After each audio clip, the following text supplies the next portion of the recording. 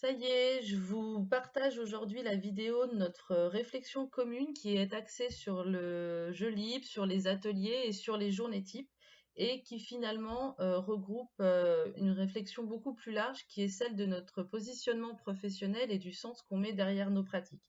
Donc l'idée à travers cet exemple et cette vidéo, c'est de vous expliquer comment je travaille concrètement avec les équipes que j'accompagne dans les structures, comment avec elles je co-construis leurs ateliers de réflexion et comment à partir de ces ateliers de réflexion, je vais co-construire avec elles des outils qui vont répondre au plus près de façon cohérente à leur réalité de terrain et à la demande pour laquelle j'ai été contactée. Donc, dans un premier temps, vous voyez, j'ai vraiment trier en fait vos retours, c'est-à-dire que je les ai triés par thème, hein, sur les ateliers, la journée type et les jeux libres, mais ce sont vos retours bruts. J'ai rien classé, j'ai juste transféré en fait les mots que vous m'avez retournés de façon très brute, très nette, pour pouvoir avoir un premier postulat et avoir une première représentation de votre réflexion et pour mieux connaître l'équipe.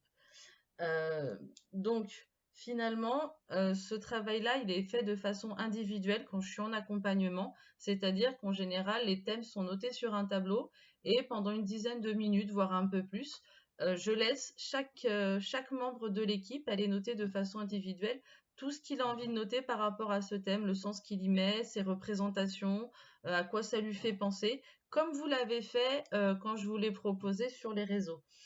Une fois que ce travail individuel il est fait, je propose qu'on rassemble, en fait, qu'on se mette autour d'une table, hein, pour pouvoir dégager une réflexion et restructurer de façon plus collective la pensée.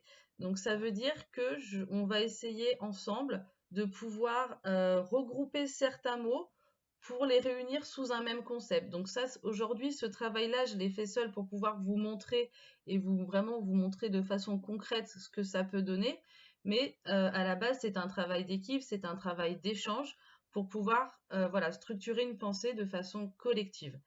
Voilà, ce qui complète au final le travail individuel qui a été fait juste avant.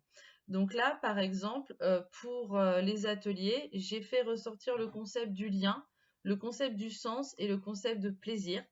Pour les journées types, j'ai fait ressortir le concept du cadre, de l'adaptabilité et du sens. Et enfin, pour les jeux libres, c'est la conscience de soi. Le concept du lien revient et le concept de l'observation. Voilà. Donc, une fois que dans ce gros travail de groupe, on a réussi par thème à faire ressortir 2 ou 3 concepts, je propose des petites réflexions en sous-groupe. Donc, un groupe va prendre les ateliers avec les 3 thèmes, un autre les journées types avec les 3 thèmes et un dernier groupe avec les jeux libres avec les 3 thèmes.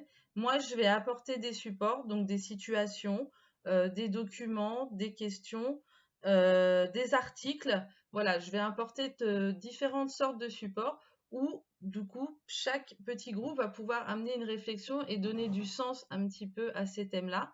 Et une fois que toutes ces petites réflexions sont finies, on fait une mise en commun et donc, ce qui est représenté un petit peu par cette grosse flèche, hein, que vous voyez, où c'est tout ce temps de travail en petits groupes.